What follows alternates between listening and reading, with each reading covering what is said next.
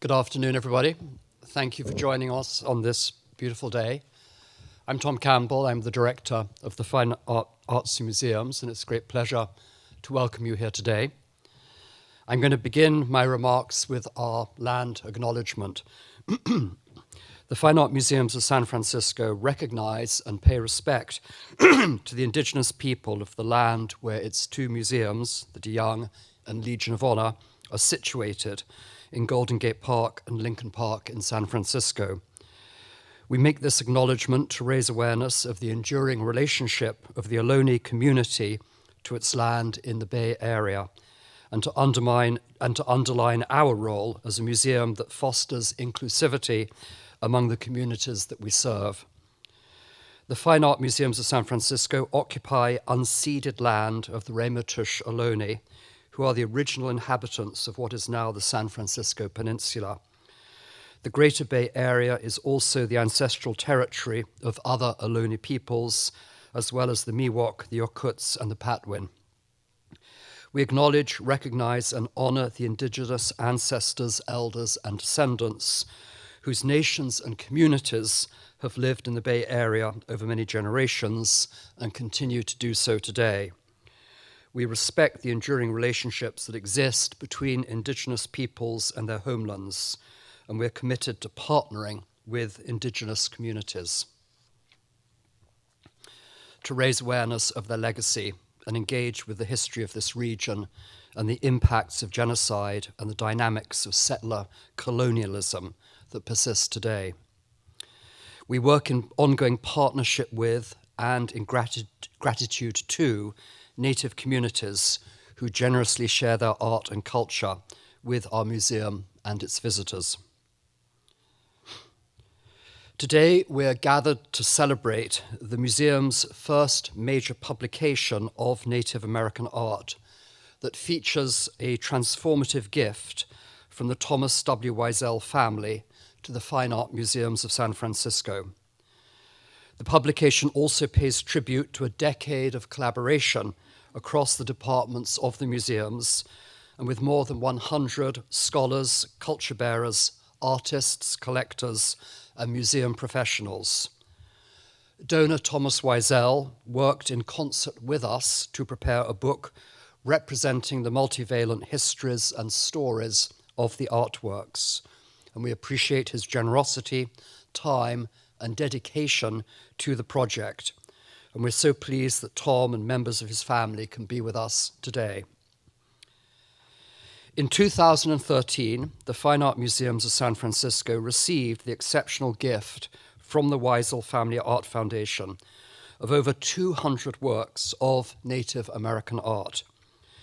The collection markedly changes the Fine Art Museum's holdings and facilitates an exploration of diverse creative expression from prehistory to the modern era. As a result of the gift, the museum now has a gallery dedicated to Native American art of Western North America. The scope of the Weisel collection has also fostered focused presentations in an adjacent gallery of Diné Navajo weavings and Sikiatki pottery. The exhibition Nampeo and the Sikiatki Revival, currently on view, was co-curated by Bobby Silas, who you will hear from today. Collaboration and consultation with many individuals and a group of 5 advisors from Pueblo communities to interpret and present the collection shaped the content and structure of this book. In our program today, Deana Dartt, one of the volume's co-editors, will speak about the opportunities gifts like the Weisel collection provide to museums and the communities where artworks originated. And Deborah Jojola, collections research assistant for the project, will share her experience encountering the pieces and tracing their histories.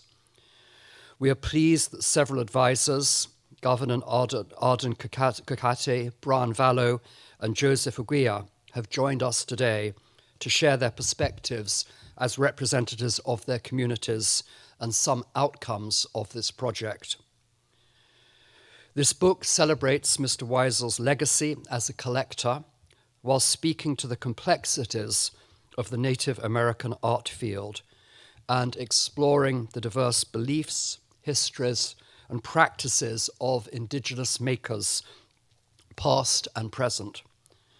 The relationships formed in this process laid the foundation for future collaborative projects and will influence and inform the ongoing stewardship of the collection, the most important gift of its kind since the museum's founding. And please join us for a reception immediately following the program on the cafe terrace by the sculpture garden.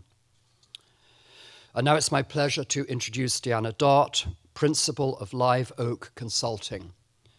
Previously, she held curatorial positions at the Burke Museum of Natural History and Culture, Seattle, and the Portland Art Museum.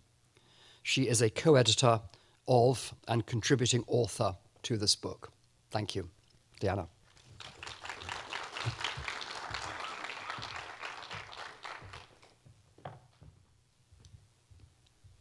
Haku, Shumawish, Tipa Shumawish, Klekan, Hilkan, Katki. I want to offer thanks to the greater Ohlone community and pray to those ancestors that our work be guided by them and serve them in a good way today. Thank you so much for that introduction. There are so many thanks. First of all, to Christina and Hillary for pulling this all together and wrangling such a gigantic project. So let me find my page here for my notes. So my role today is to sort of situate this big project, this project that was initiated by this grand donation by Mr. Weisel to the DeYoung Museum, and which is big in many ways, and is also part of a larger dialogue. So I'm going to try to, in my 15 minutes or whatever, try to situate this project within the larger dialogue between Native peoples and the museums that represent their histories, their cultures, their art. That is the land acknowledgement that your director just read.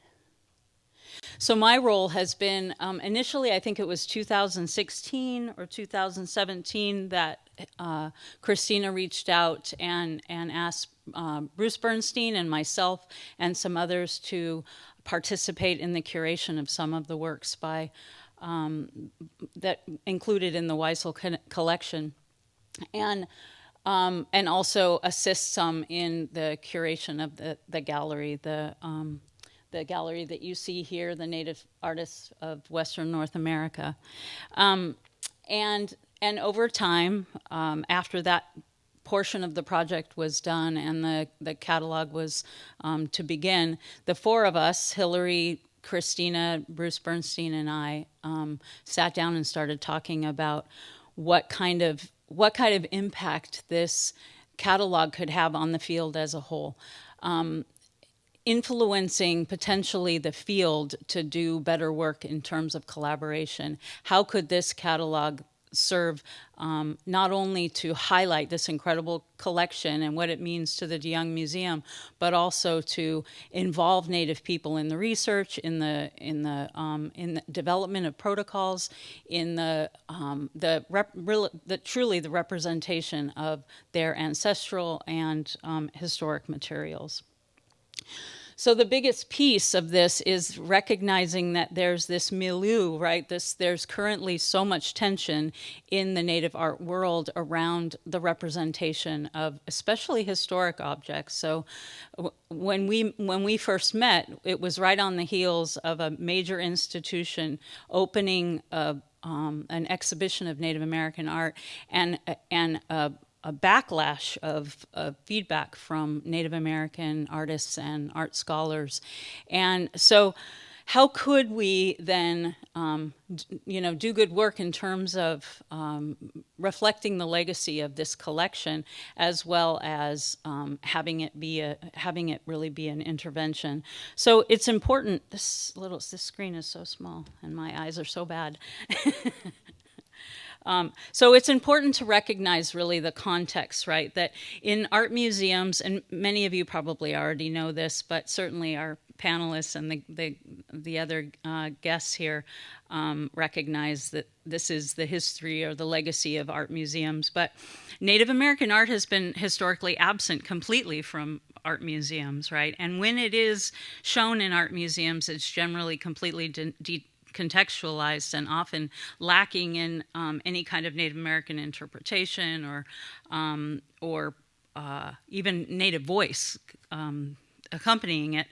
And so historically, those collections, as collectors have assembled, private collectors have assembled materials, and 100 years ago, as art museums and natural history museums were assembling collections of Native materials, most weren't that concerned about where those materials were coming from and the historic importance to Native peoples. 100 years ago, there really wasn't an emphasis on the importance or the values or the goals of Native peoples.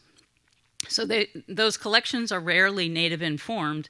They come into collections sometimes with false provenance or, falsified history, and then exhibitions are created, and that kind of perpetuates that misinformation. And so this is the legacy upon which that Christina and Hillary are regularly trying to grapple with in the museum field in terms of representing people other than mainstream white Americans. Or so in the context of that, these big demonstrations around decolonizing the museum and asking where funding is coming from, how can this particular intervention have an impact, as well as providing the same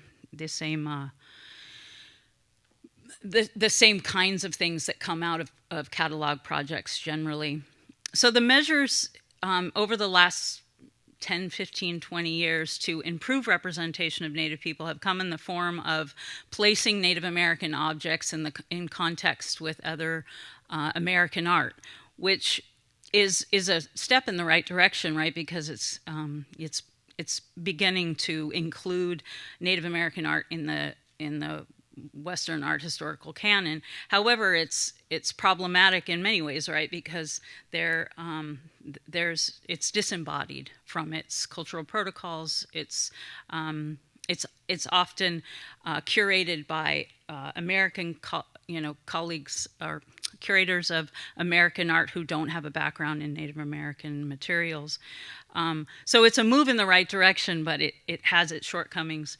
And other museums are actually working with Native people now to intervene, to find ways to represent Native American cultures and protocols within the museum, so that there's a greater sense of education and engagement, right? That the visitors are able to really get a sense for who Native people are when they encounter those materials, rather than the white box approach.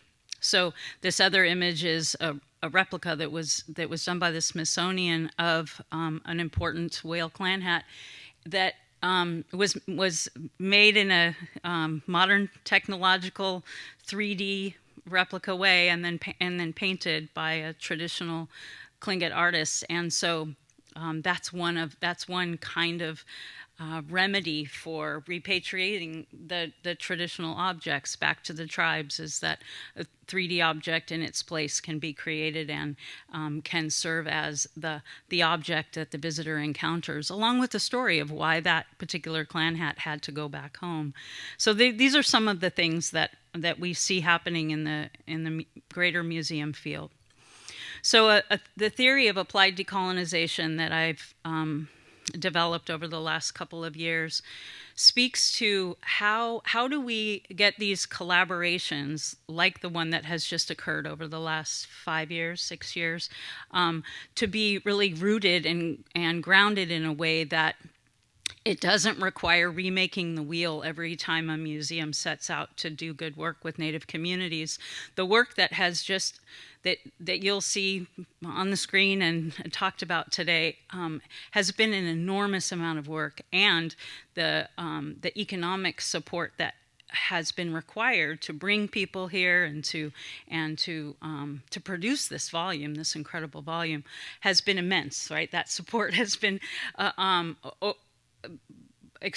extravagant, right? It's been a really important part of it, and not all museums have that kind of support and have that kind of.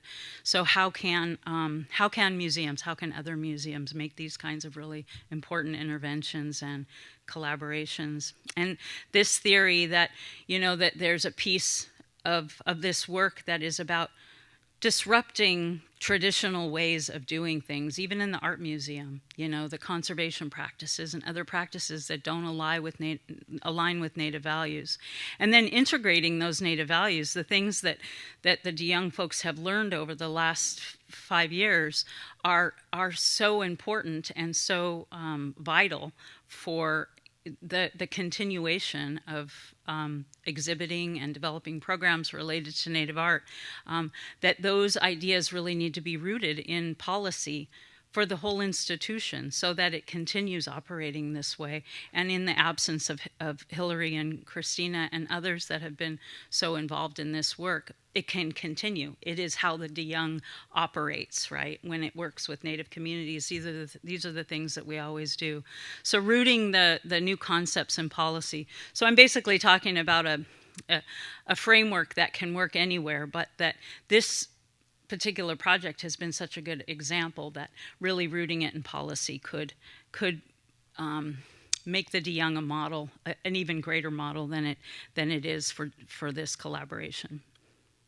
So some of the things that have occurred over the last, I'm saying 5-6 years. It's been since 2017 that you received this gift. Is that right, you two? 2015. 13. Oh, it's been 10 years that you've been working on this. You both need a break by now, I'm sure. And Mr. Weisel too is probably tired of hearing from you. And these advisors have been coming back and forth. But so this project has really amplified Native perspectives. And I stole this from you. You're going to see this image again because I stole it from Hillary. But these are the people that have been the most involved in this collaboration and in amplifying these Native perspectives. So the process has been inviting in Native people as thinking partners. So they've been in collaboration with these Pueblo dignitaries, scholars, experts for probably that entire 10 years. Prioritizing their views and their values and their goals, which is really different from other collaborations that I've seen nationally. Really making sure that those people are actual equal partners, sustaining that involvement with those Native experts. So those people have kept coming and going, and they've been in regular contact with them.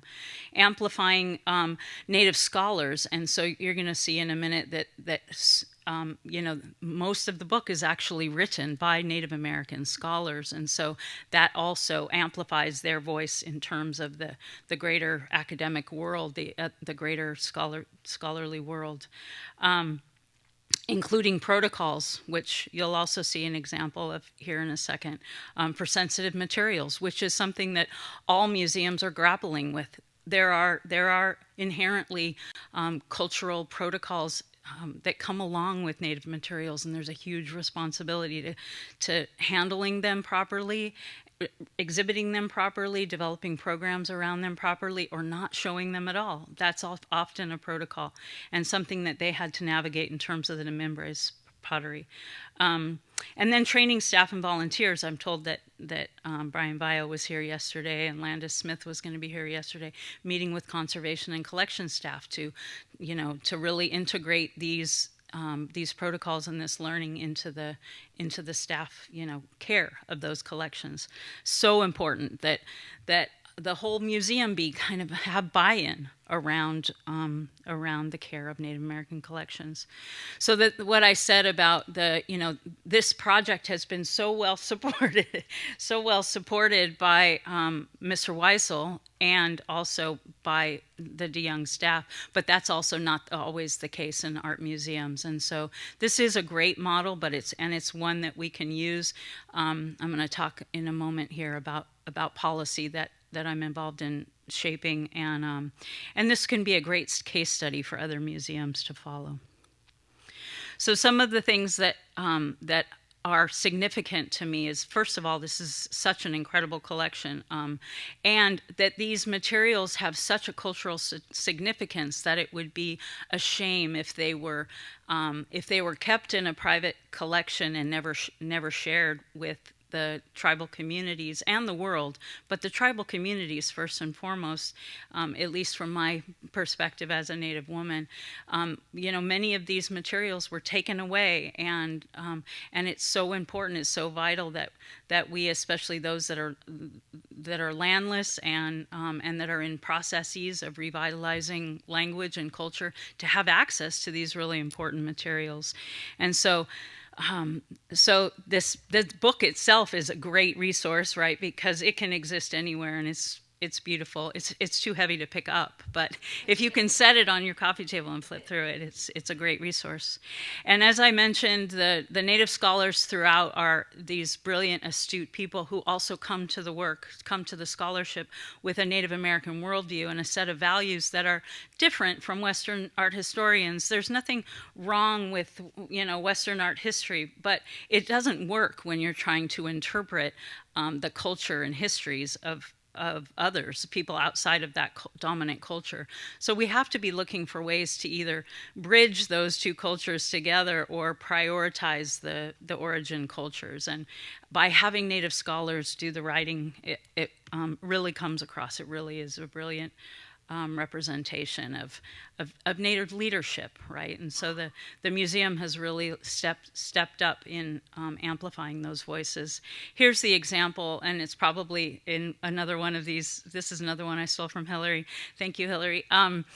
But this shows how it was decided to catalog the Mimbres pottery. That there are some that just weren't, that were too sacred, too private to show in the catalog. And so we talked early on how we were going to do that. How are we going to obscure, keep the cultural information so it's available to tribal members, but keep it from public view. And this is the compromise that was made. And I'm sure that this is going to be spoken to by the experts. That's not really for me to speak to, but these kinds of compromises are very cutting edge. I mean, I'm a museum scholar. I have a PhD in this stuff, and I'm watching a lot of museums, and this is really groundbreaking. So, the last couple things that I'm going to say is that what needs to happen from my perspective is that there has to be a set of accountability at a field level, so that museums that are doing good work like this are actually held up as a standard in the world.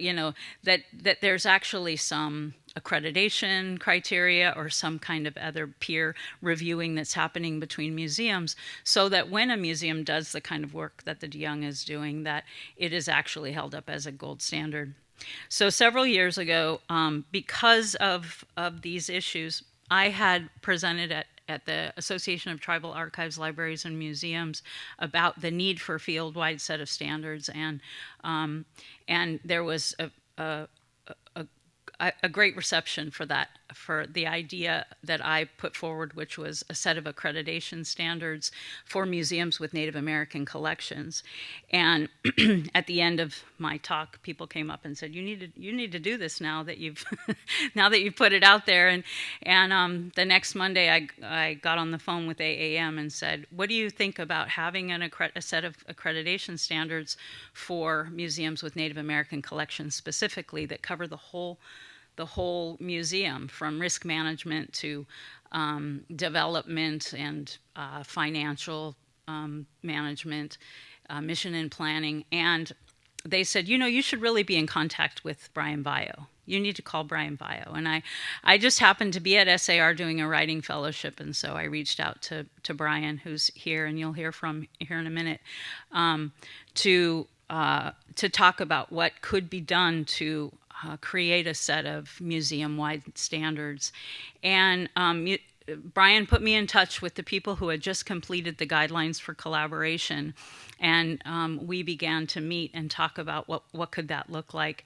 And we're getting ready to launch that document at the American Alliance of Museum meetings in Denver next month.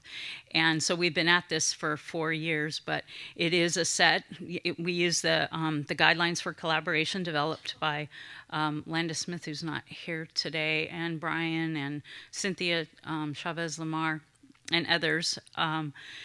We use that as a guideline, and then also the LGBTQ guidelines that had been put forward within the American Alliance of Museums. And we created this document for museums like this to do this kind of work. How do you reach out? What are the kinds of things that museums should be doing? How can they be accountable to Native American communities? How should they be working with culturally sensitive objects, that kind of thing? And so it's thanks to Brian, though, because he actually championed that document, and even when he left to be the governor of his pueblo, the project continued. And it's been a very responsive process. We've gone through, we developed a document, and then we've had 4 vetting sessions. We've had 77 people vet the document, mostly Native people and other people who work with Native American collections, just back and forth, vetting, commenting, coming back to us, integrating that feedback, and now the final document is about ready to be launched.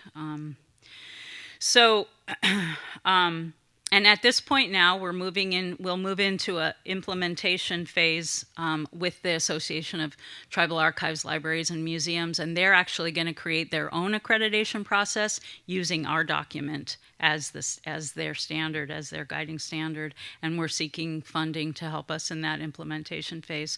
So this is just to say that I wanted to kind of contextualize this enormous project. Thank Mr. Weisel, and hello, I haven't met you yet, and welcome to your family, but thank you for not only donating this incredible collection, but also then supporting the work that has made it really relevant and important and engaged with the communities that it really needs to be, not only for them, but for your visitorship and for the future, right? It's just an enormous contribution, and the contribution of these incredibly tireless women who have wrangled the project all along. So I'm extremely honored to have been any part of it. I've only been kind of a small part of it, but it's been incredible to watch it develop, and it really developed because of these connections with the communities, which was largely Bruce Bernstein and his connections to you all, bringing everybody together. So it's been a big collaborative effort. It's been quite a process that most of the heavy lifting I was able to avoid, but I'm so glad to be here, and I'll turn the microphone over to the next person. Thanks.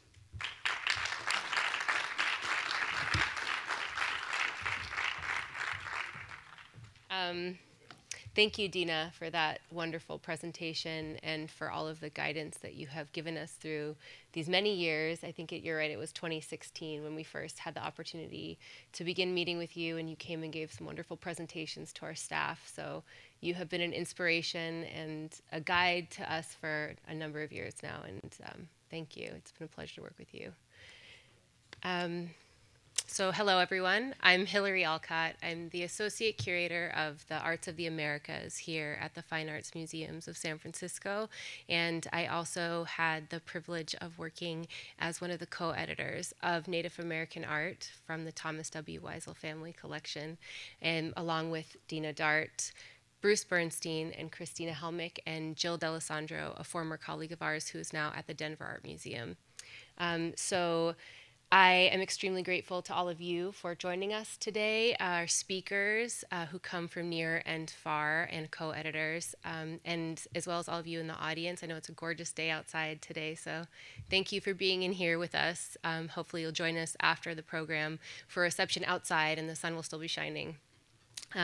Today I have the, bless you, honor and great privilege of meeting in person for the first time and also introducing Bobby Silas. Bobby is a Hopi potter living in Zuni, New Mexico. He creates and also teaches others how to make both Zuni polychrome and traditional Hopi pottery. Bobby has also revived ancient designs as well as lignite coal firing techniques for his contemporary works, and he'll speak a bit about that today.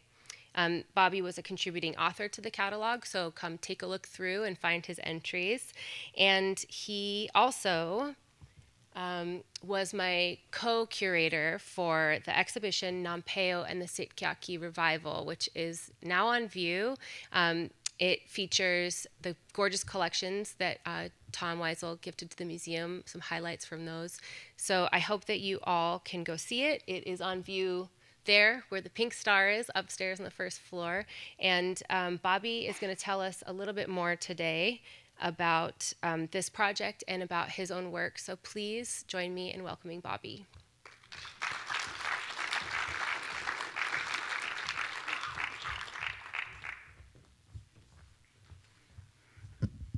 This down, I'm a little bit short. Nu happy Batakwavi Hopi Matsiwa Nu Iswangwa Nu Bakavi Anksinam.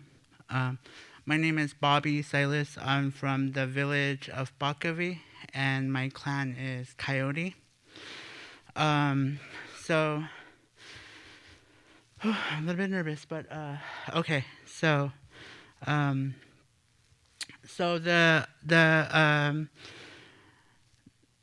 So participating in curating this exhibit was a very cool experience for me to do it, especially in a hard time through COVID, which was very interesting too as well. Partaking in it, I remember Hillary calling me and telling me through a Zoom call, and I was ignoring it, and I kind of was like, well, I better answer this, and I answered it, and she popped up and she was like, you know, where should we put this pot, and how do you want it faced? And I was like kind of puzzled, and I kind of was like, well, what's my description here? I don't know what I'm doing. And she told me, she's like, you're a co-curator. And from there, I was really blessed to be given the honor to participate in curating an exhibit, especially when it's in my area of teaching. So this was a thank you, and to do it during COVID, that was a challenging part to it, so here's the exhibit. So what we talked about through this exhibit was Nampeo and her experience and how she went about reviving her style of Sitkyaki revival, and then I in turn go and talk about it through experience, because I too you would put me almost in the same kind of situation as she is. She did Sitkyaki revival in the way she did it. The only thing that was different about it was our firing techniques. And so here is First Mesa. This shows you where Nampeo is from, in the front part of the village up here. You can see the plaza, and then you see towards the middle, that's Sitsomovi, and then Walpi is way in the back. And these are three consolidated villages on one mesa. Below, on the front part, you have them living together as a whole community, and then divided up between clanship on the bottom part. So I learned pottery at a young age when I was 14 from my godfather. His name is Kevin Navasi. He taught me how to do pottery in 2 different stages. He taught me to do redware first, which is like your cooking ware, your piki bowls, your foodware.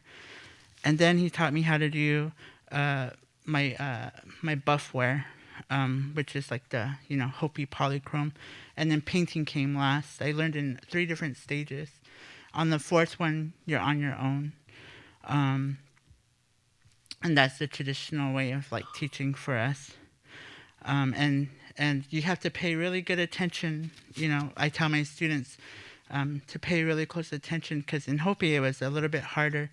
My godfather was like a walpi, I'm not going to tell you 3 times. I'm not going to tell you twice. I'm only going to tell you once, And that was because he had to pay attention to what they're telling you, because everything that you learn, the steps, that go along in making pottery are very important.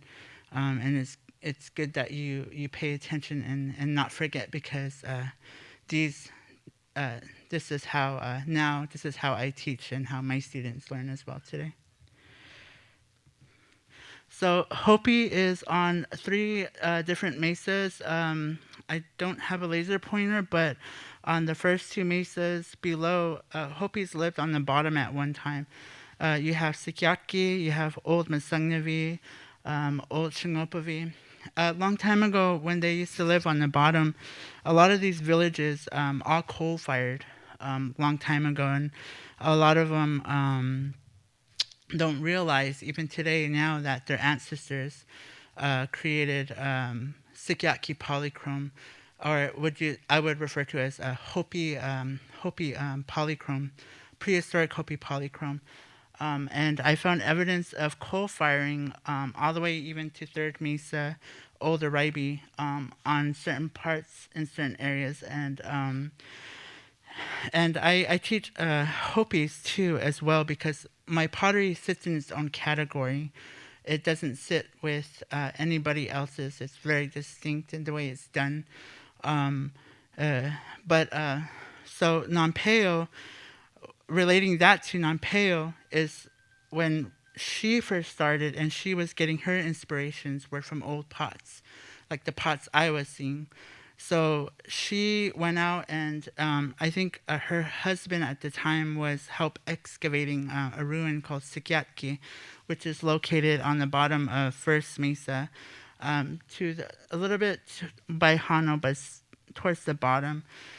They kind of refer to it as the golf course nowadays, because you can actually, in the summertime when it gets green, the ruin kind of has like a nice green over it, and they refer to it as a golf course because it looks like a golf course. But that's where Nampeo got her style, and that's where I get my inspiration as well. So here you have Nampeo. This is pretty interesting photo because she's here and it's a staged photo, but the big jar to the left is an eagle tail with the crooks. And that's a jar that's finished, and she has one in her hand and she's pretending to be painting, but the jar is already finished. So the pottery that's not fired would be to her left, the 3 little jars on the side. I think, when tourists and stuff or photographers came through, they want to see you in action like they do with me too. They're like, hold it right there, just stay right there. They do that to me because it's the appreciation of seeing something handmade and created, especially from the earth, from plants, from the earth, everything that we do, from the beginning to the end, everything that we do when we're potters is revolved around prayer, and that starts from the very beginning.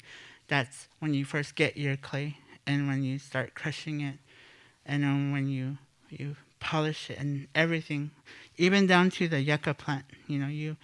They tell us to when we're ready to paint, you get your yucca plant, your brush, and you talk to it. you pray and you ask it for help and guidance to help you paint your pot, and that it'll come out nice.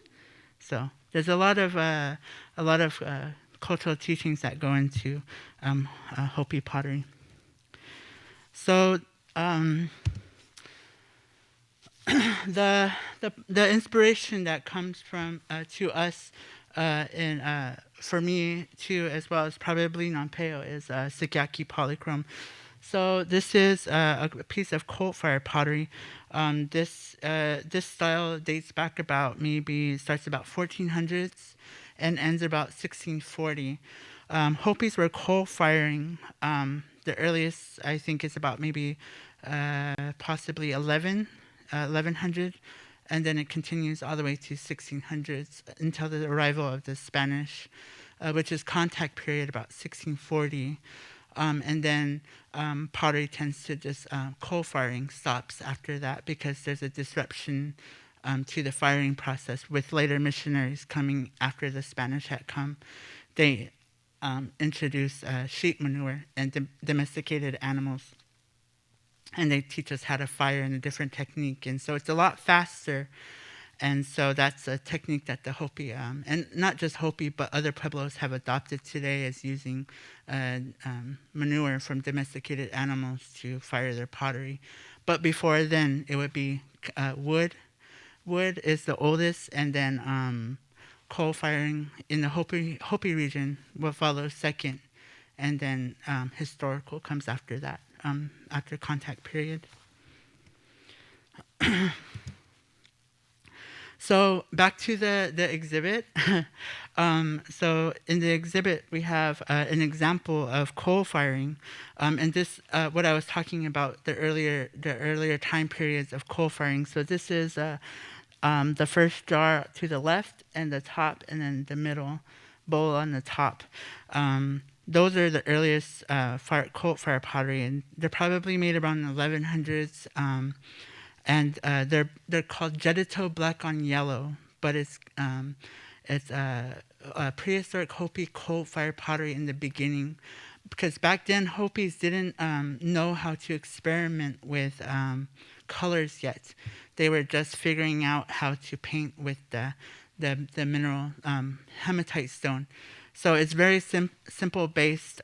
So you have your Jedito black on yellow. And people always get confused because they always say, well, why is it called Jedito black on yellow and, not something like Hopi related? That's just because it's associated to where the pottery is found, because of course we had new people coming into the Southwest region, like Navajos and stuff. So in their land areas, this pottery is found in different areas. An example of that would be the bowl in the middle on the top. It's referred to as a polychrome because it no longer has just black. It's black, white, and then the color of the pot. So there's more than one color. Or they say bichrome. I think they refer to it as that bichrome too as well. But the white outlining on that pot and where it's found at is a location is called Birahoche, and Navajos always say, "Oh, it's Navajo pottery." And I'm like, "No, it's not. It's not." Then that's where education comes in. Education is very important, of course. So. So that's and this style of pottery was made specifically for a certain village at that time. It was to associate themselves as, a social group. But the Hopis that were at that village that were occupied were making their cult fire pottery and white outlining it. Then from there, people realized that you can use different minerals and that it sticks to the pottery. And then that's when they say, oh, color, different colors. And then they start experimenting. And then by the I would say 1300, about early 13 to 14, then it starts to, you get the Awatovi. And then they start using the red And then when it gets to that, then that's when they start taking off with the polychrome. And then you get the Sukiyaki polychrome, where you have your golden yellows, your reds, your rust reds, and your whites. And then they come out a very abstract form. A lot of the designs are revolve around the manipulation of clouds, because it's the environment that we live in as Pueblo people. We're corn growers, so the manipulation of clouds is very important. We're always asking for rain, because rain for our crops and our corn and our beans and stuff, especially corn, because without the corn, we can't have our ceremonies. So corn is a very the center of Pueblo culture too. It helps us sustain our religious cycles as well. It has a partaking in certain things. Different colors go with certain ceremonies and stuff like that. So the manipulation of clouds is very important to Pueblo culture. And you see that here with different deities. And then in the middle bowl, you have textiles as well. So you see the germination god, and then our kachina, and then you see the textile below, symbolizing, it just shows the creativity of the people back then, that they painted the world around them, the culture, the animals, the plants, everything was done, but in an abstract form. I always tell people, when you look at it, it's not very hard to make out, because it's not too far off. I always say it's almost like common sense. You just have to look at it and figure it out, and it'll tell you what it means. And then other people get mad and they say, "Oh, you're like an old person. You can figure it out." When I look at it, I can't tell what it means. And when I explain it to them, they go, "Oh, I get it now. I can see it." And then they say, "You're right. It's very common sense." And I said, it's not very far off. It's usually based around, crops, rain, and stuff like that, and prayer for rain and stuff like that, and a lot of other things too as well. So technique is a very important thing to Nampeo and to myself, because we both make our pots in almost that saucer UFO shape. Some people refer to it as a UFO shape, but they're very the people are very smart in creating different styles of vessels. So the Sukiyaki polychrome, you see them in their saucer shapes. People say, "Well, why are they like that?" And I always say that's to prevent mice from climbing up, because they just slide back down. They can't get inside. And then the rims have a crooked neck. They put a leather on top and tie it. So that way no animals get inside and stuff like that. So pots are made for different ceremonies and stuff. So how do you say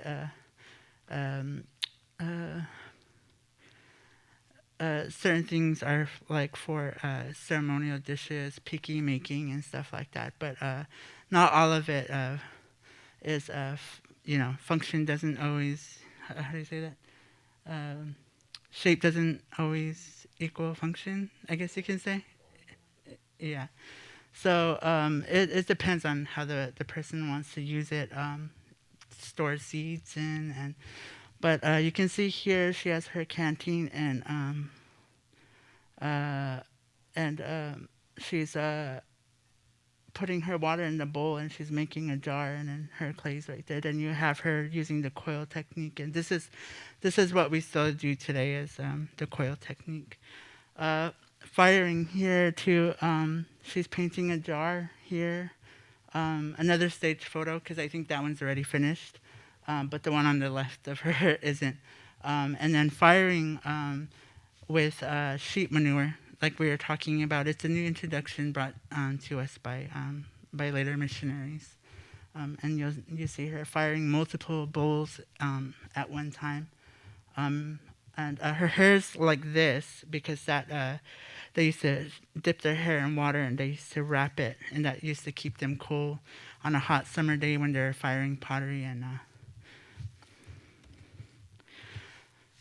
So lignite coal firing is something that I revived about 2014, 13, I think it was, when I first did that style of firing.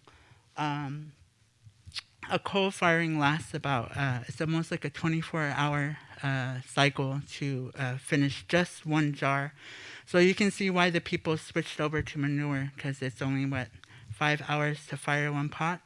As for lignite coal firing, the pots stay in there for about 14 hours and then another 6 hours for cooling. So it's basically almost pretty much a whole day process, 24 hours till you get to see a jar. And sometimes I've left jars out there for 2 days and took them out 2 days later and they were still hot. So, and then the ground where you fire it, it's still hot. You can go out there another 2 days later, and the ground's still hot. So it reaches very high, very very high temperatures. So it's almost like close to porcelain. So when you see sukiyaki polychrome, you can tell the difference between a sheep manure fired and then a colt fired, because the palette is very solid background. It pulls.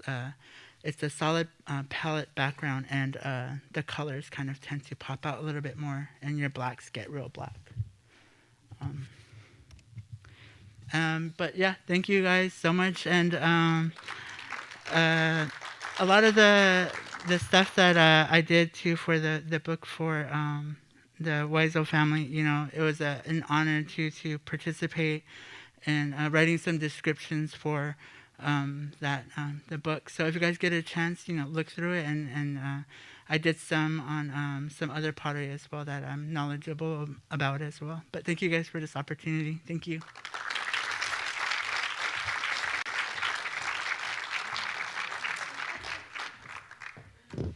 So it is wonderful to welcome Deborah Jojola. Where are you, Deborah? Who will be joining us as our next speaker. Welcome her back to the DeYoung. She's a researcher and contemporary artist, and she has worked on a number of collaborative projects as an independent curator and art consultant. And she joined us early in the project as our collections research assistant and also as a contributing author. So thank you. Thank you, Christina. Hidemakima, Kerimba, Koakepaf.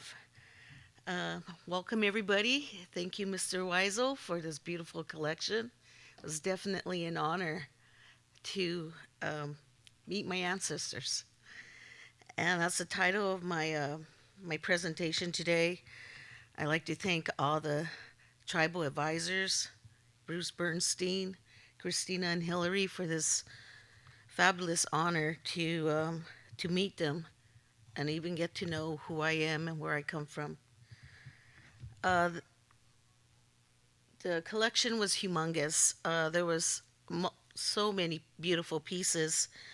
It was quite a challenge and a task to carry on, and I'm very grateful that I learned so much, and the knowledge I gained, and just the research and talking with tribal members and going out and doing this research and compiling this information has been such a rewarding experience. It was back in September. Oops, wrong way, sorry. September, I arrived at the San Francisco DeYoung, and the project began in September 16, 2019 for me. I was hired as the collection researcher for the Thomas W. Weisel Family Collection. It was an honor to meet Hillary and Christina and be able to feel very welcome with them. Here I am in front of my desk with a nice welcome Deborah sign, and there was my badge, not my mugshot. And it compiled of many, many data sheets for every object that we were introduced to and we were seeing. There was multiple objects from many different areas, Northwest Coast, the Plains, drawings, but the huge area and region of artifacts were from the southwest region. It consists of pottery, kachinas, regalia, textiles, and the largest ceramic collection I've ever seen by one family, and one of the most intense and beautiful collection there is. It started off learning about these through the paper research and through documents just like this. Very little information about each one of them. We had what we call like a data contact sheet that had little images of each item, had size, tribe, well, region, um, colors, and if anything, artists, circa dates, the medium that it was made with, and that was about it. So my work was quite a lot to do.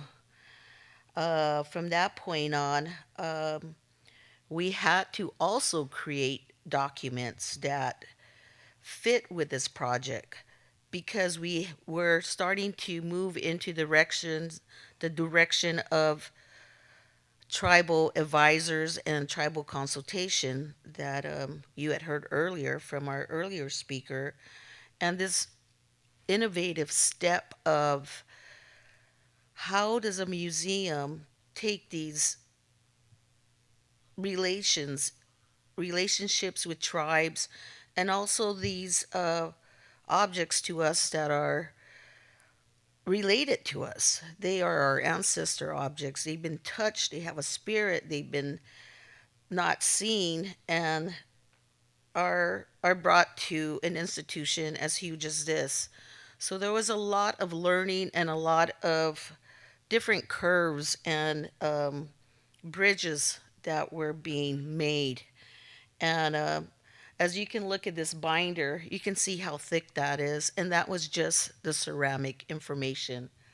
We created documents that talked about tribal names, the language. We interpret a different language that became the language of the vessels by tribal integration and conversation. So that was a really, I think, very fascinating thing for me, working with museums and working with Native American cultural centers. A lot of this is exactly what needs to take place. Uh, the new relationships with tribal consultation is another large step that made this project a lot more purposeful. And as we moved on, the following week came the advisors and meeting these tribal leaders and tribal consultations that were happening. And here they are, each one of them getting a packet from the packets that we made of all the data sheets and the documents that Hillary and I and Christina have put together for. They were their first introduction to the project as I was. You can see them here reading and looking in this real deep focus that they are getting to know these objects and getting to know where they came from, their origins, and already having this relationship on some of these objects that were being seen, that they were so close to home that it was so recognizable. And that was another amazing thing to see, was the relationship that was already in a connection with each other and the tribes that were represented at this table. Once we read the database sheets and got familiar with the objects, then we moved into actually meeting the ancestors. And the reason why I say that is because they're an object that was made by hand, like Bobby just introduced us, the sand, the clay, the pigments, whatever it took to create that object for that reason was purposeful. And we got a chance to examine the pieces, hold them with such respect and prayer, and look at them at all sides and angles, and look at the grinny little smiles that some of these objects had. and the nice round bellies that they had, and know they had a spirit, and a spirit that continues to live.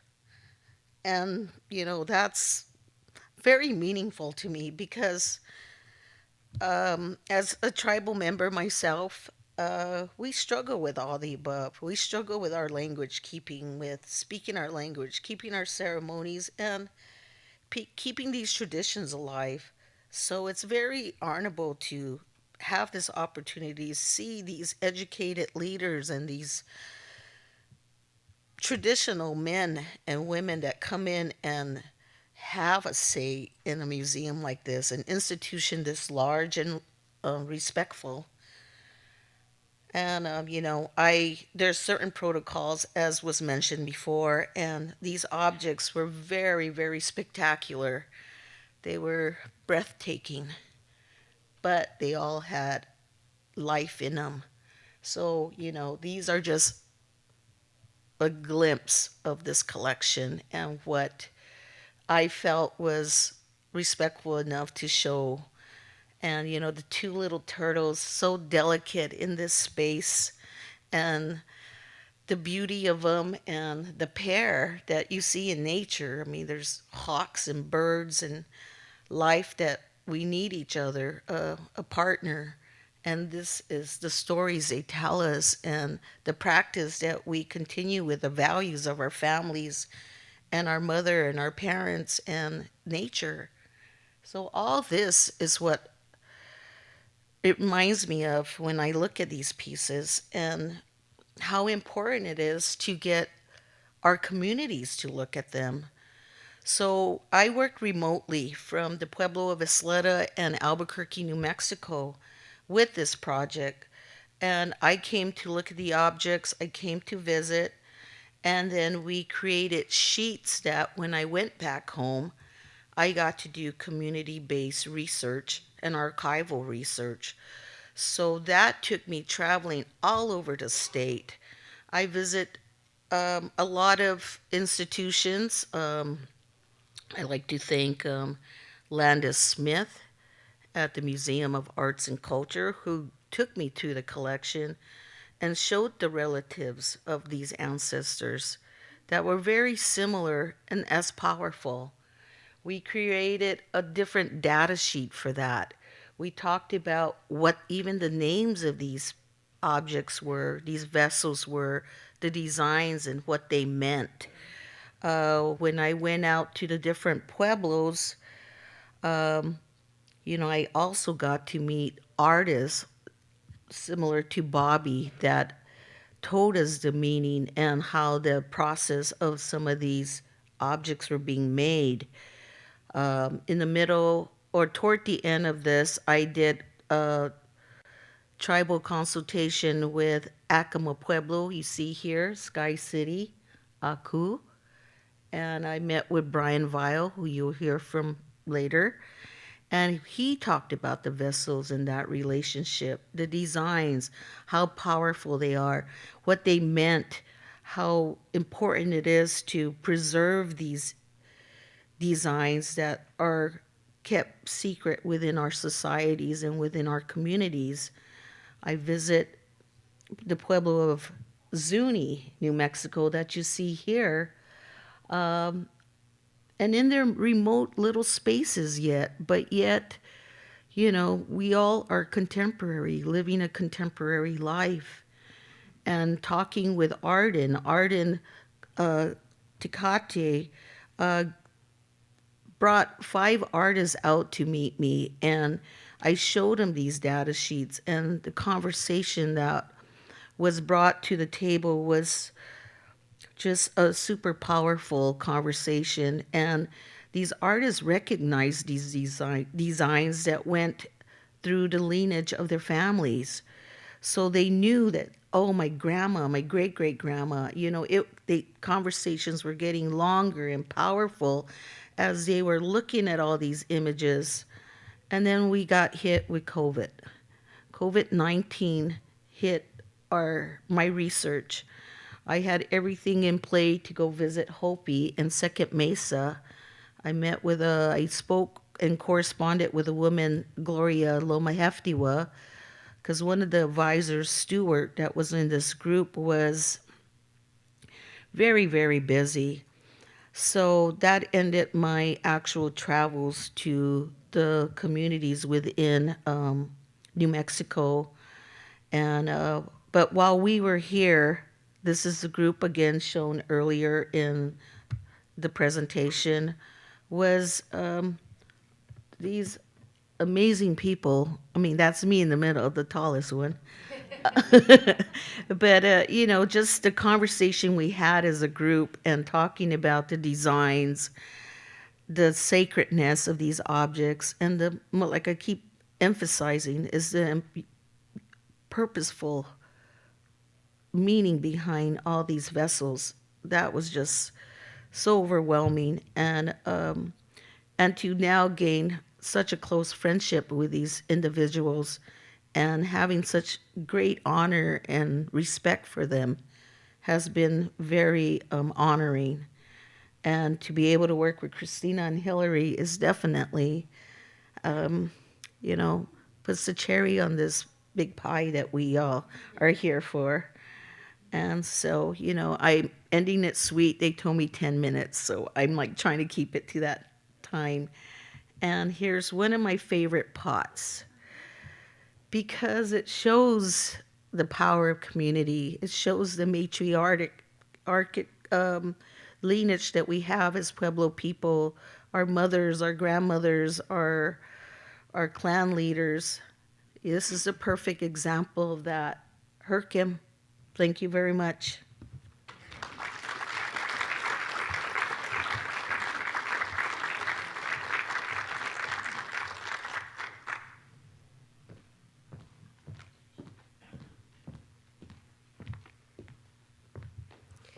Thank you, Deb. That was an excellent presentation, and thank you so much for all of the incredible research that you did for this project. It really wouldn't have been the same without you. In the catalog, in addition to 30 new essays and 100 page plates, authored by, I think, a total of 89 individuals overall, we also have a full catalog of the entire collection that Tom Weisel gave to the museum, and that includes provenance history, exhibition history, and publication history that Deb was absolutely instrumental in compiling for all the 206 works in the collection. So it was a mountain of work, and thank you so much, Deb. Now, if we could please raise the lights. Oh, I will also say that Deb's favorite pot is included in the Nampeo exhibition and the Nampeo and Sikyaki revival. So go see it also when you go check out the show. Now, if we could raise the lights a bit, we'll welcome our panelists to the stage. So if our panelists could come join us, please. And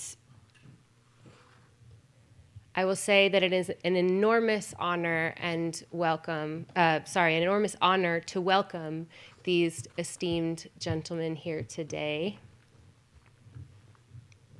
And so first, I'll wait for everyone to get situated, and I will introduce each of the panel members, and then I will give a little bit of context about the work that we've done together, although you have heard a bit about it from some other folks who've spoken today.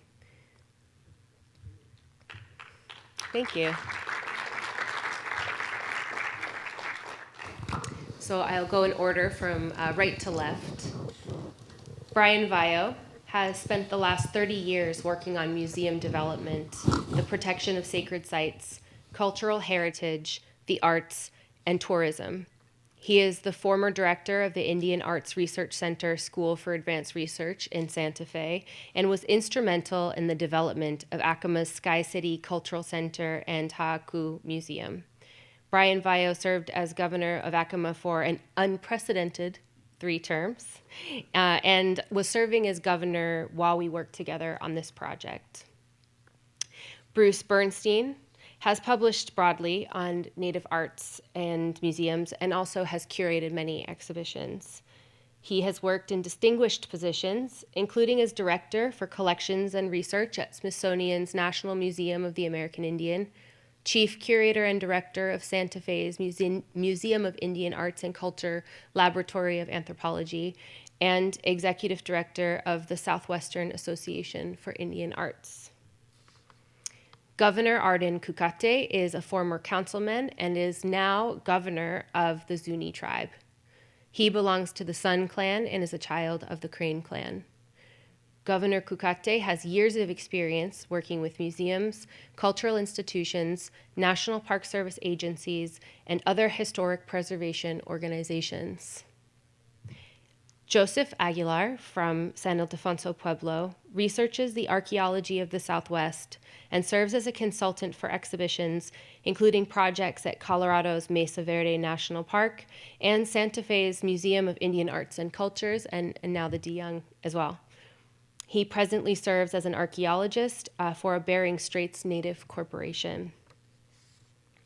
So together, these gentlemen formed the project's Pueblo Advisors group, along with two members who couldn't join us today, Christopher Toya from Jemez Pueblo and Stuart Koyayumtiva from Hopi. As individuals and as a group, they authored numerous texts for the book, and Bruce Bernstein is also one of my co-editors on the volume. Moreover, this group had a truly profound impact on the shape, structure, and tone of the catalog. As Deb just mentioned, in September 2019, at the suggestion of Bruce Bernstein, we invited the group to visit the DeYoung Museum to see and to advise us on how to represent the ancestral Pueblo pottery in the collection. It was clear after this that we would need another meeting to continue the consultation and conversations, and had planned to reconvene in San Francisco the following spring. But as we all know, the universe had different plans for 2020, and our meetings shifted into a virtual space.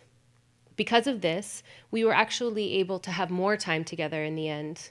And despite the many challenges and responsibilities that the group members had in their home communities, we met regularly over a period of what in the end became over 2 years of consultation meetings. And through these meetings, the group not only informed how the ancestral pottery was represented in the catalog, but also how it was discussed and who authored these discussions. So I'm going to hand it over to the panel now, and sort of to begin the discussions, I'll kick out the question, what stands out for each of you about this project?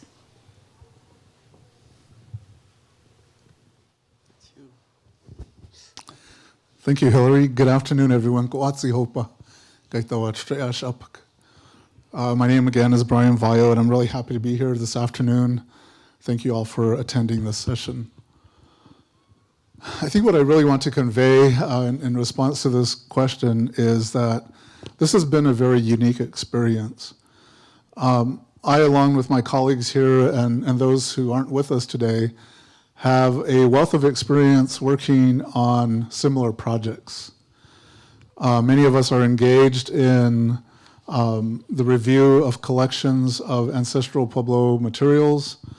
Unfortunately, in some situations, the visits to institutions throughout the country and abroad to visit with our ancestors, their remains anyway, and are working on issues around the repatriation and the return of our ancestors, their associated funerary materials, and objects of cultural patrimony back to our communities. In this situation here at the DeYoung, I have to say that it's been unique because at the very onset, it was very clear that there was a commitment on the part of the institution, and a commitment by the collector himself to ensure that there was a process in place, that resources were available to support this process, and that there was a level of open-mindedness in this process to achieve the objectives of not only the institution, but of this collector and his collection. I really appreciate that the individuals who have been involved in this process are the gentlemen sitting here today and others, and all of the contributors to this catalog. Because it really does in the end represent the community. Those of us who will be ancestors into the future. And so we take this work very seriously. But it's also, as Deborah mentioned, it's also this re-engagement that happens that really fuels the conversation. We don't come to these discussions unprepared. There's a lot of preparation that happens at home before we even decide that we want to participate. When we decide to come to these institutions to engage and view collections. And as I shared with the group yesterday, the conservators and other staff of the museum, there's another process that we engage in when we return home. Because we don't know what we don't always know what we may have been exposed to when we visit these collections. There are very sensitive items in this collection as well, culturally sensitive items. And I certainly always make it a point to visit them when I come. And thank you to the museum staff for allowing me and allowing us that opportunity to visit with them, to reassure them that we are doing what we can for them, and to let them know that we need their help. So these things that I've just discussed here make this project unique. It's a meaningful engagement, and it really does set a new bar, as Dr. Dartt mentioned. It sets a standard, and hopefully it influences policy, not only for this institution, but beyond that. And policy not only for the outside, but policy for us, our own tribal communities, as we think about preservation of our culture and languages, as we think about safeguarding these very essential items that sustain culture and community. So thank you very much. I'm looking forward to the additional work that lies ahead and to the engagement of many others from our communities and from within the field who will also contribute to this important work. Thank you.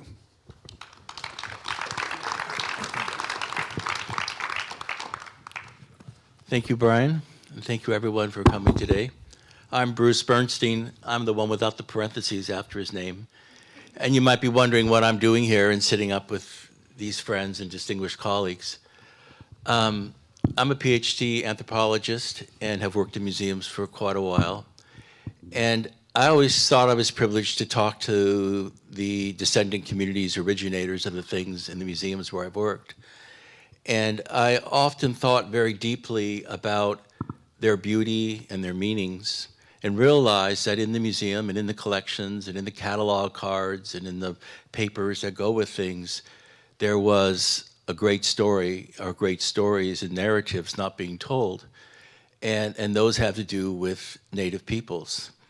And how then to bring Native voices into the museum world, into the art world, and anthropology has always been the center linchpin of everything I've ever done. Always thinking very carefully about anything that I would say to my colleagues. I would give exactly the same paper, say exactly the same things in a community. What would be the use of my work unless it was something the community could use? And I've thought very deeply and so appreciative of the opportunity that Tom and the museum and all the people who've worked on the project have given towards allowing that to happen. I think it's the book, it is big, it's 8 pounds, it's a great doorstop. Or if you're missing one weight, you can use it to But that weightiness is more than just physical. It is the generosity of Tom and the gift, his vision of collecting, his giving of the collection, and the economic support to the museum and to allow us to do this work. A little off track, perhaps, from where he and others first thought we'd go. But that weightiness is bringing in so much of Native people. And Hillary and Christina have done a wonderful job in feeding us and keeping us going, and just making sure that we're always there. It's really a model for partnership. I think that I do believe we started out that way, of thinking about modeling the types of things that museums might do, the types of changes we might bring. And I do think that we've accomplished that, and I'm very thankful for that opportunity to be part of that, and to really push hard on that aspect of the project. And there's many ways that happened, and certainly working with this group, the Pueblo Advisors in the project, is a huge transformative part of making a model project. It's complicated to think about a project like this. The pottery and other items had arrived in the museum in 2013. Here we were in 2017 and 2018, trying to create a project then, and looking at things and realizing, I know this is my moment of truth, was we were thinking about the order of the catalog, for example, and we had pinned up some photographs on the wall, and it just struck me so heavily that we really were missing a good piece of the conversation in the room. And as indicated, we thought about inviting people to come in, Stuart, who's not here, and Chris as well. And it started with that, and I had to bribe Brian Vallo, I just want to indicate, with some of your San Francisco great pastries, to come to San Francisco. Honestly, though, I know that he was interested, but he was already governor at the Pueblo and very, very busy. We met in January 2020. I invited Woody Aguilar, Joseph Aguilar, another good friend and colleague, to join the group, because what I was worried about as a non-Native person, that there would be a nuance, there'd be things said that would just fly by me because I didn't understand the reference that it was making. I thought it was a good opportunity as well for Woody to work in a group like this, that we could all learn from it. And so that's how we got to the 5 people. So we planned in January to come back in March, and I think, as you've heard, March, of course, March 11th, March 12th was COVID time. And we switched over to online Zoom meetings. And I did call Brian, and I asked Brian about what he thought about that. And his response is in the book, and basically it is that people were so isolated, he felt that was a good way to think about cultural things, to think about cultural subjects.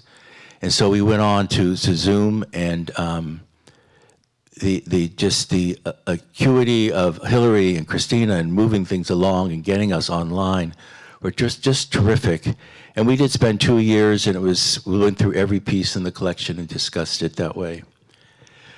The last group that I really wanted to acknowledge, and probably one of the most enjoyable parts of the project for me, was working with all the authors. I don't really know, there are 89 authors I know, and a great many of them were friends or acquaintances, people I had known about but took the opportunity to know more as we worked on the project.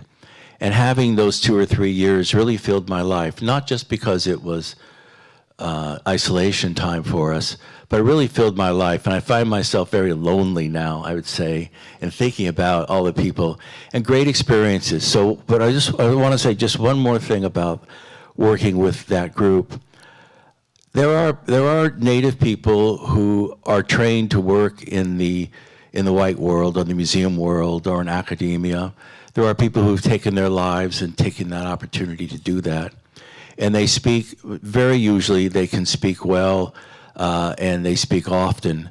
But there are groups of people, and you certainly met Bobby Silas today, who don't often stand in front of non-native people and speak about who they are and don't have the opportunity. And I felt in selecting authors for the volume that we would choose some voices that people don't usually hear from. And it was left up to me to often figure out how to find people, to get them on the phone or get them on text, maybe some email, certain ways like that, to introduce the project to them, to initially do the initial introduction of the project to them. And so many of the people, though, had not written before. They could write, and they've written text and school papers and things, but they never thought about writing for a book. They hadn't really considered that. So with several of the authors, there was a lot of back and forth, and there were texts. People would send me a text, and I'd say, well, just give it to your nephew, and he could send me your words. And he goes, well, my nephew doesn't have a computer anymore. He had to sell it. And it just went on and on like that for a few years. But it was a great deal of fun to do that. One of my favorite stories, though, is that with one author, I had been bothering him for probably a year or more to send me 250 words. And finally, I got him on the phone. He said, okay, meet me at the Santo Domingo gas station. So I went over there. It's not too far. It's about halfway between Albuquerque and Santa Fe. And I drove over there, and I met him there. And he hands me a page and a half of random thoughts. Let's just call it that. And he hands me this page and a half. And I'm so thankful to get anything. So I went home and began to work on his random thoughts. And it's someone I know pretty well. And so I made it into 3 captions, into 750 words from his 250 words, maybe 700 words, okay. And we worked back and forth. After I wrote that, we went back and forth and back and forth. And finally he said, oh, this is good. I'm glad I wrote this.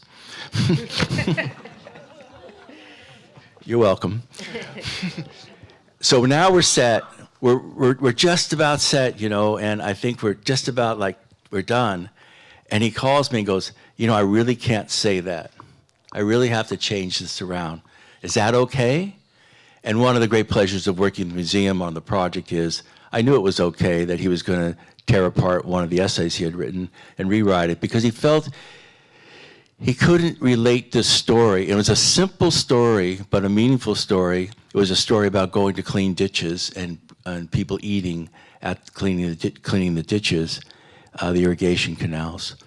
And but the person had passed, and he didn't have the opportunity to ask the permission. But that's the sort of deep and thoughtful way that the project went forward. And I'm very thankful to Tom and to the museum and all the people that I've worked with, and for all of you here today who are now part of the project as well. So thank you.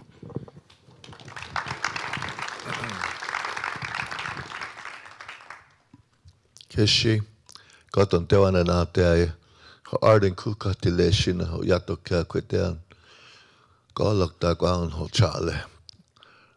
Good afternoon to each and every one of you. Greetings from the Pueblo of Zuni, and I'm very honored and happy to be here to share with the rest of the gentlemen here on how we all came together. And it's been a trial of process and understanding, and most importantly, genuine communications among all the stakeholders working together.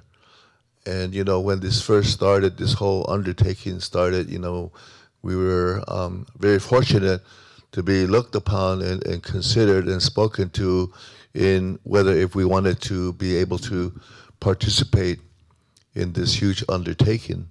Because as former governor indicated, we've all worked together in various different ways, and it's never a one-size-fits-all. It takes a lot of time and effort and patience and understanding to make sure that we're all, looking at the whole practical point of what becomes the tangible, what it is that we're all going to all agree to work together on. And when we first came out here during that year, I had very short hair, but just the 100 miles an hour in my brain cells made my hair much longer to where it is now. But when we first met with Mr. Weisel, I sat there and we all spoke, and in my thinking, I was thinking to myself, "Mas elekan," that means like, is this gonna work? So having that level of thinking and that compassion of trying to make sure that the reverence of reflection in the ancestral arena of what we're going to touch upon was even greatly very delicate and sensitive as well. So having to say that, I'd like to just kind of set aside a real quick moment and a prayer thought for the ancestral people that we are speaking about and representing today.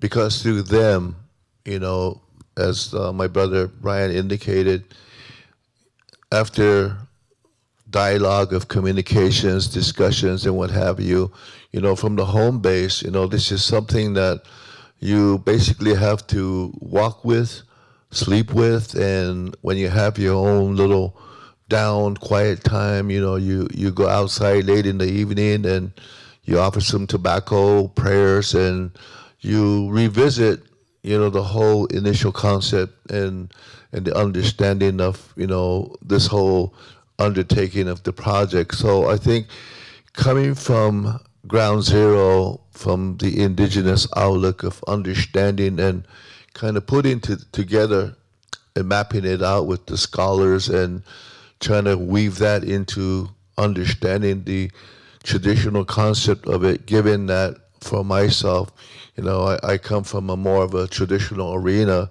within our own respective medicine societies, and as indicated earlier in the presentation, when it came upon to where we actually physically came and started taking a look at all of these sacred objects, that compassion and understanding of feeling the energy and everything that was a part of that primary principle of element was really, really very powerful for all of us to make sure that we prepared ourselves to continue in building upon what it is that we're tasked with for the significant mission. So learning from each other, from the multi-tribal diversity of communication and understanding, and sitting there and having deep conversations was very, very meaningful for all of us, because with Bruce, sitting there with us, and brother here sitting with us, there were times to where I think we had to really take a look at calling a timeout and getting an interpretation from the fundamental aspects of, looking at how Mr. Aguilar would understand it, or how Mr. Bernstein would understand more from that perspective, and trying to weave it through to making sure that what we were looking at and how we were going to decide upon things was going to be something that was going to be fully germane, that all of us agreed, and the consensus of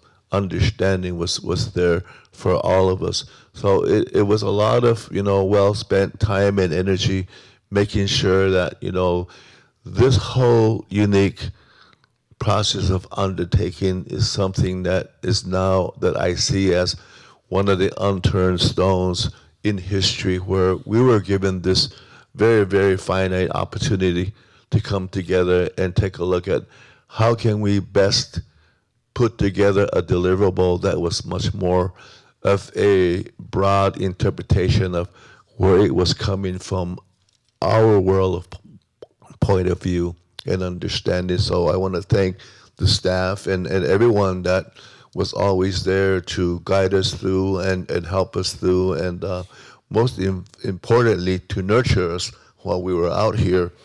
And it was a very, very great learning process for all of us, because most of us have been dealing with NAGPRA, the NAGPRA undertaking for repatriation, and even with on the other side of the coin, with the federal Section 106 process, that leads to any type of inadvertent discoveries and what have you, trying to kind of mesh all of that together into looking at the principal element of this undertaking was the most, I think, learning experience for all of us. And we're very grateful that we're now sitting here today talking about a product that we put a lot of time and energy into it. Thank you very much.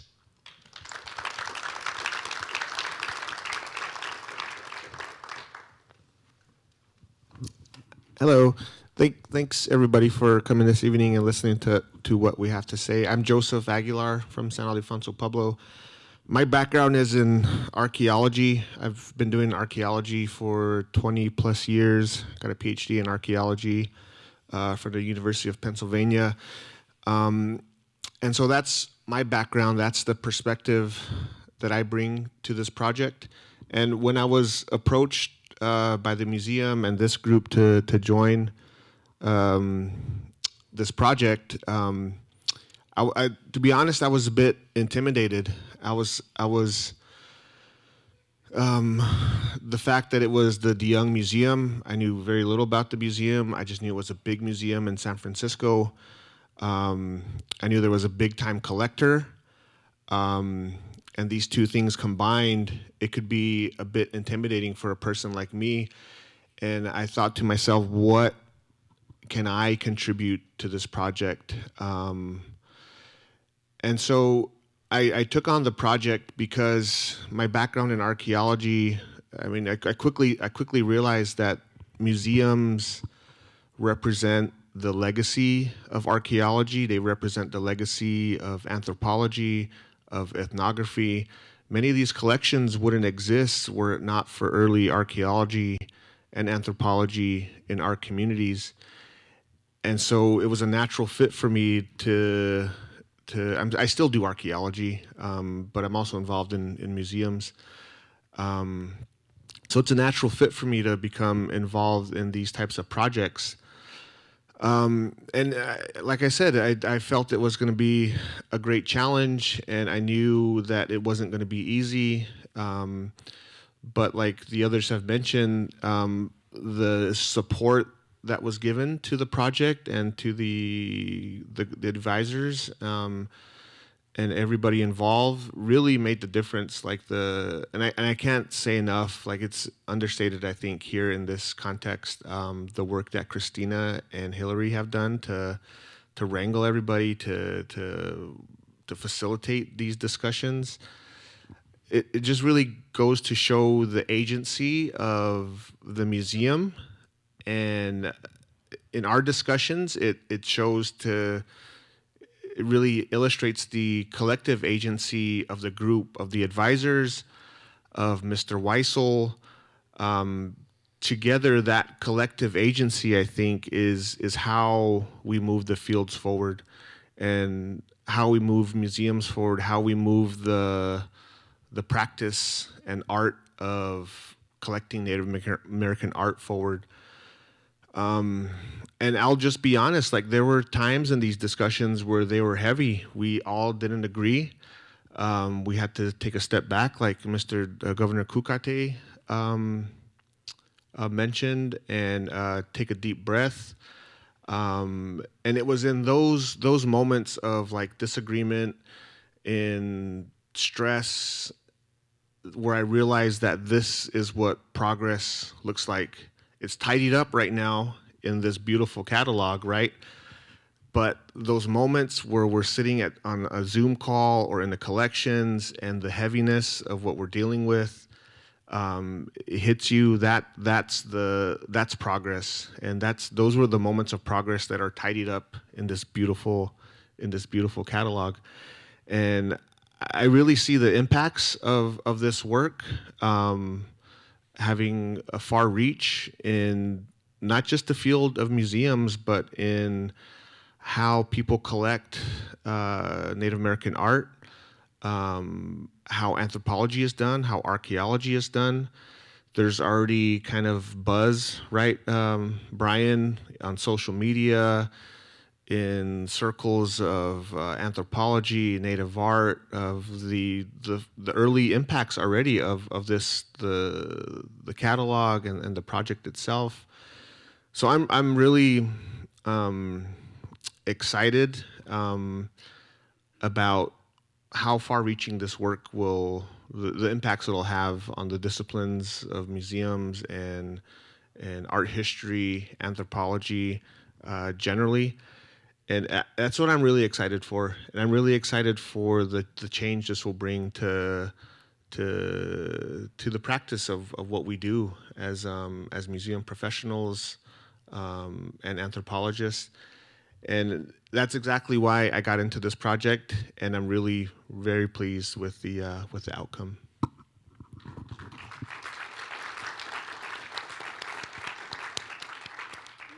Thank you. And in the interest of time, because we are running a bit behind, just on that note that you brought up, Woody, can we end by asking you all what sort of your hopes, what you took away, what your hopes are for the future?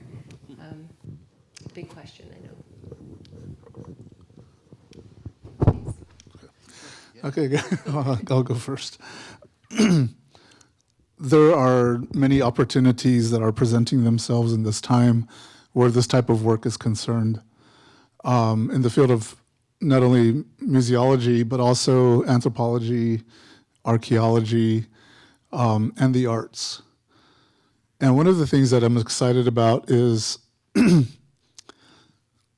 that Native art, the creative spirit of our people is being recognized. And that there is a place for Native people and their creativity, their intellect, their scholarship, our culture, our traditions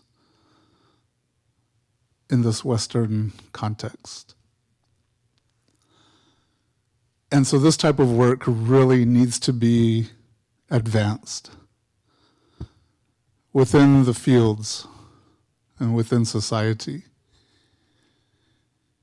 We are always fighting for something as Native people. Basic human rights, freedom of religion. We are the only race in this country that has a federal policy that authorizes us to practice our own indigenous way of life. So it's a struggle. We need to decolonize these ideas and systems. But it takes, and it will take, this level of commitment that we're seeing here with this project. And so that's my wish, it's my prayer. It's the reason why I do these, I decide and tell Bruce, okay, Bruce, I'll do it. But there's so much at stake. And the survival of our people, of our culture, is a very big concern for me. Just real quick here, I want to say that in my own community, Acoma Pueblo, we are now discussing with a federal agency a declaration of a state of emergency because we are losing our language.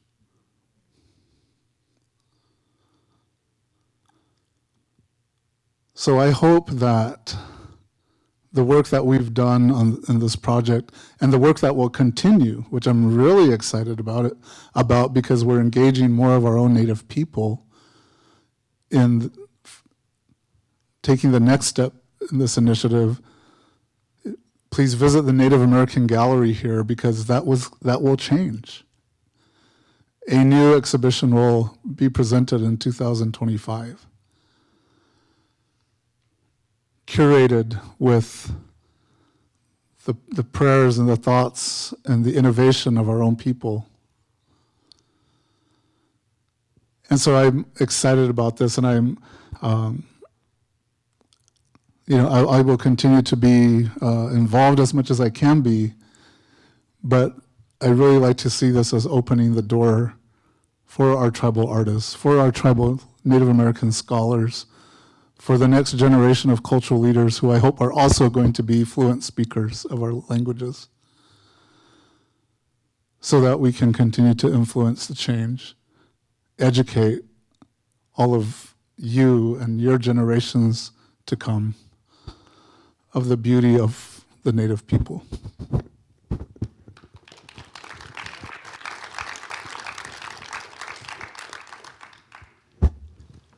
Well, thank you all.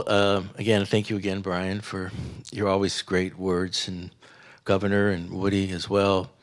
I would ask that you actually read the book. And you don't have to read it in order. And I suggest there are two essays that really bookend the book. I don't know if you can have a bookend inside of a book, but let's just say we can. But I think that Deana Dartt's essay that we place at the back end and the advisor's essay that we place at the front end are interchangeable. But definitely read Deana's essay, whether you read through first and read it last. But he makes the points about the contextualization of the work and why we need it. You know, as a non-Native person in the midst of this, you know that we've all come from someplace to come to the Americas. And we came for all different reasons, but we perhaps suffered the injustices that Native people are still suffering now. We've overcome those in our own lives or our own cultures within the United States, but some people have not. And that diversity of who we are is really what makes us strong. And to that diversity, I think the book makes the case for adding Native people in a much larger way than they've ever been included before. And to hear their voices is truly wonderful. So I'm very thankful, and do read the book. Look at the photographs first. Don't forget to do that. And I'm sure you won't. It's a beautiful, beautiful collection. And then read what different people have to say about the object. And I'm sure that you will enjoy them even more by hearing voices of people pointing out the beauty of things, both the inherent and intangible beauty of each particular piece. Thank you.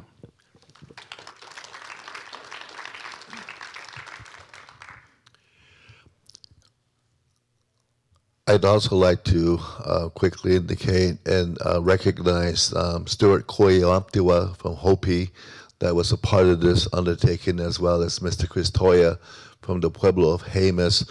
They were both very, very instrumental in this whole process that we all went through, and I think what I see from this point on forward is that, you know, this is something that really gives us a significant measure and evaluation of where we are in the crossroads of the mainstream of today.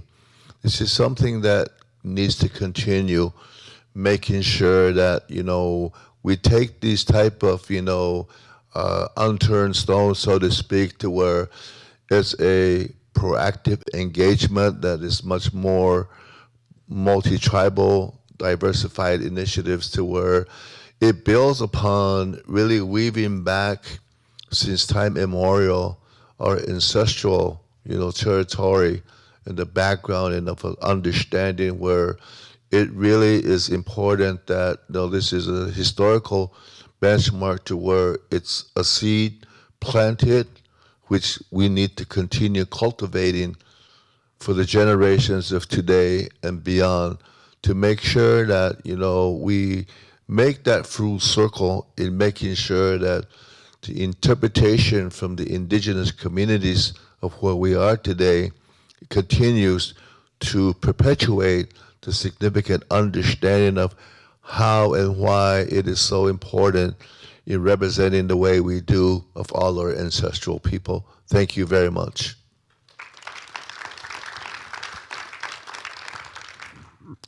Yeah, and so I guess it's my hope for this project that, you know, I mentioned in my previous comments that this project will undoubtedly have positive impacts on the fields of museums and anthropology.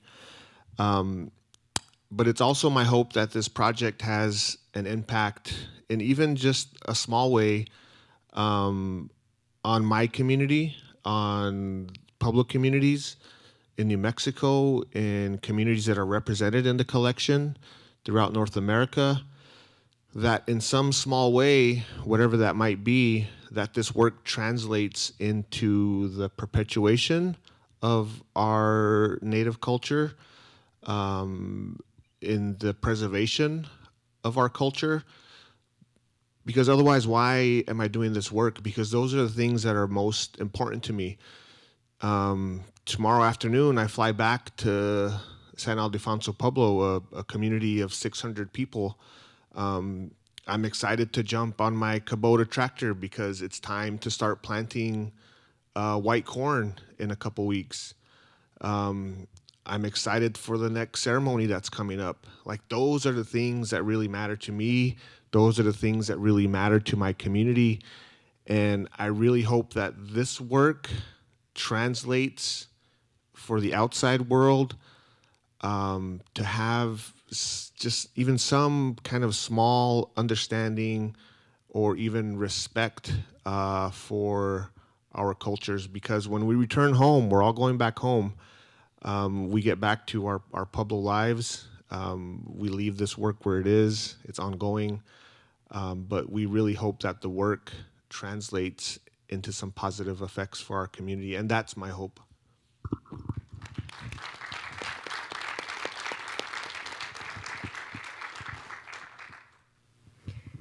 Thank you all very much. And the book is on sale in the gift shop just outside right here. So please go take a look. Think about purchasing it. Unfortunately, we don't have time for questions in here, but I do encourage and welcome all of you to please join us on the cafe terrace, have some sunshine, and continue our discussions out there. Thank you again to each of our distinguished speakers and guests today. Thank you for coming. And thank you again to all of you for joining us today.